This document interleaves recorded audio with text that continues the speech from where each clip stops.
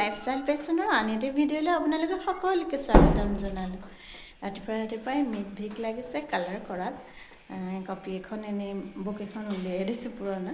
তাৰপিছত কালাৰখিনি আছিল। ইফালে হাজবেণ্ডৰ একে সৰু কালৰ মায়ে প্ৰত্যেকটো বস্তু হাজবেণ্ডৰ ইমান ধুনীয়া সযতনে ৰাখিছে। কাপোৰৰ পৰা আৰম্ভ কৰি খেলা বস্তুৰ পৰা একে অকণমানি 6 মাহ 3 মাহৰ বস্তুও এতিয়াও আছে। খুব ধুনীয়াকৈ সযতনে ৰাখিছে। যিহেতু একলতা অলাদ আছিল সেইকাৰণে খুব মৰমত ডাঙৰ কৰিছিলে। সেইকাৰণে কালাৰ চালাৰ পেঞ্চিল যিমানে বক্স চক স্কুলৰ বেগ প্ৰত্যেকটো বস্তু এতিয়াও আছে। এতিয়া মিলভিকে ব্যৱহাৰ কৰিছে। কিছুমান বস্তু খেলনা বস্তু বা কালাৰ চালাৰবিলাক কপিবিলাক বুকবিলাক সৰু সৰু উলিয়াই দিছোঁ, মিলভিকে ব্যৱহাৰ কৰিছে। আচল কথাটোলৈ আহোঁ।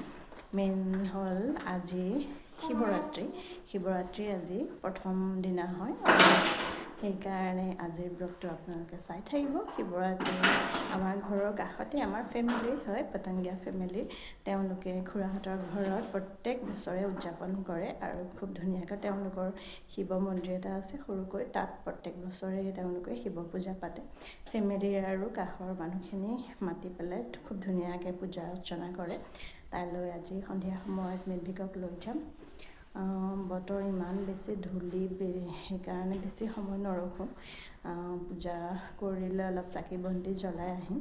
আপোনালোকে আজি শিৱৰাত্ৰিৰ দিনাখন আপোনালোকে কেনেদৰে উদযাপন কৰিছে আপোনালোকে মোক জনাবচোন। সেয়ে আজিৰ দিনটো আপোনালোকে মোৰ ব্লগটো চাই থাকক।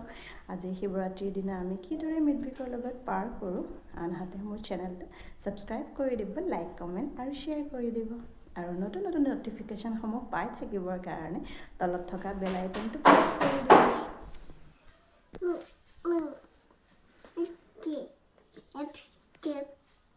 কি কৰিছা তাক?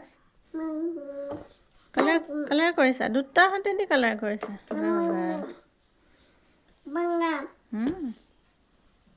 মুখত নন কালাৰ কৰা। মুখত নলগাই আকাক চিচি।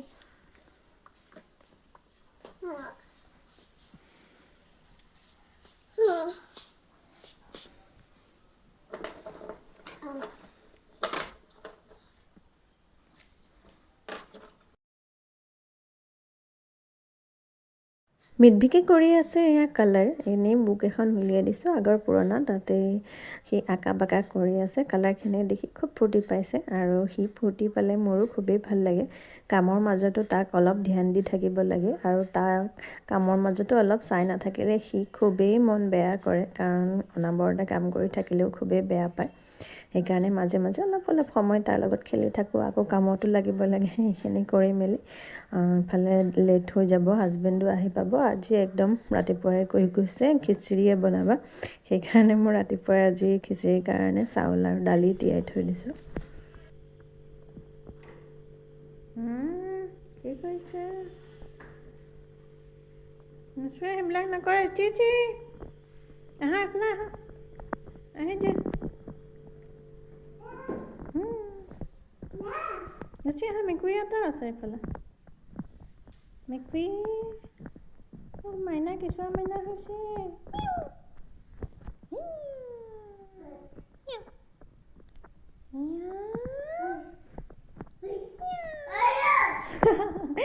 নাই মেকুৰী নাই। মই এনেই কৈ দিছোঁ। মেও নাই। এইটোহে মেও, এইটো ডাঙৰ মেও। খালি আমাৰ ঘৰৰ মেও, এইটো ডাঙৰ মেওটো। চবতকৈ ডাঙৰ মেও এইটো দেখোন।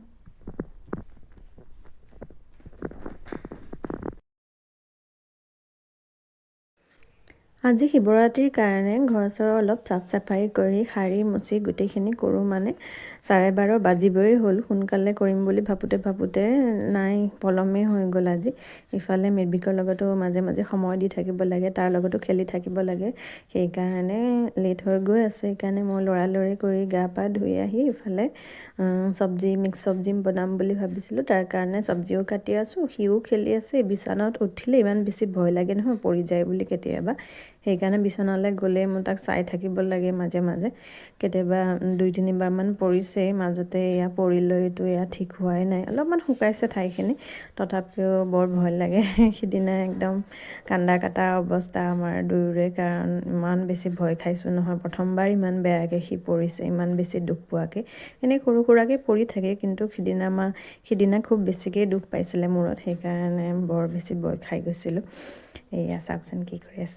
ইফালে খিচিৰিৰ লগত মিক্স চব্জি হ'লে অলপ চব্জিত নিউটেলা দি দিলে খুবেই হাজবেণ্ডে ভাল পায়, সেইকাৰণে নিউটেলাখিনি অলপ বইল কৰি ইফালে লাগিলোঁ মই খিচিৰি বনোৱাত। ইফালে দুপৰীয়া খিচিৰি বনাওঁতে বেছি সময় নালাগিলে, যিহেতু চব্জি বনাম বুলি ভাবিলোঁ। হাজবেণ্ডে ক'লে মই আহিয়ে আছোঁ, সেইকাৰণে চব্জিখিনি খিচিৰিতে মিলাই দিলোঁ। আমাৰ ইফালে খানা ৰেডি। হাজবেণ্ড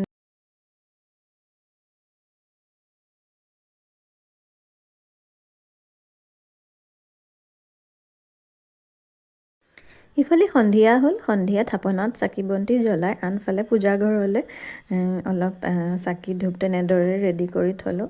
ইফালে শিৱ বাবাৰ ওচৰতো আগত চাকি ধূপ লগাই তেনেদৰে আজি সন্ধিয়া ঘৰত সৰুকৈ হ'লেও পূজা কৰি ল'লোঁ।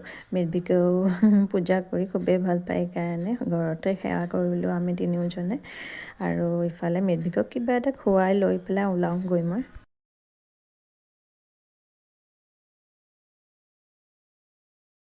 এই কাপোৰযোৰ চাওকচোন, চাদৰ মেখেলা নহয়, এইখন আছিল মাৰ শাৰী সৰুকালৰ।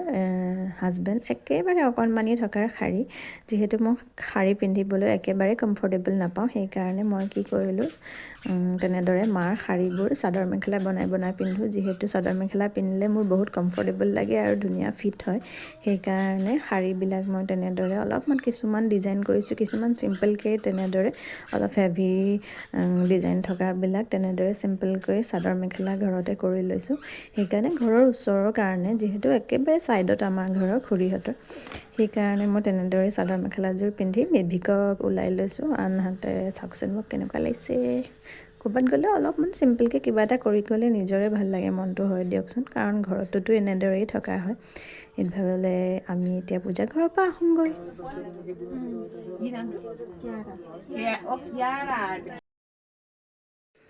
গৈ পাই দেখিছোঁ পূজা চলি থকা এঘণ্টামানেই হ'লে, সেইকাৰণে চাকি ধূপ জ্বলাই মিৰ্বিকক ফেমিলিৰে খুৰীহঁতৰ হাতত বহাই দি মই চাকি ধূপ জ্বলালোঁ আৰু আনহাতে পূজাৰ সেৱা কৰি ল'লোঁ। অলপমান সময় বহি পেলাই গুচি আহিলোঁ, যিহেতু মিৰ্বিকৰ খোৱা বনাবই লাগিব। হাজবেণ্ডো আহি পালেহি, সেইকাৰণে মিৰ্বিকক একেলগে অকণমান ইটো সিটো খাবলৈ দি মই ইফালে ৰুটি বনালোঁগৈ, মিৰ্বিকৰ খোৱা বনালোঁগৈ। আজিৰ ব্লগটো ইমানতে সামৰোঁ। শুভৰাত্ৰি বন্ধুসকল।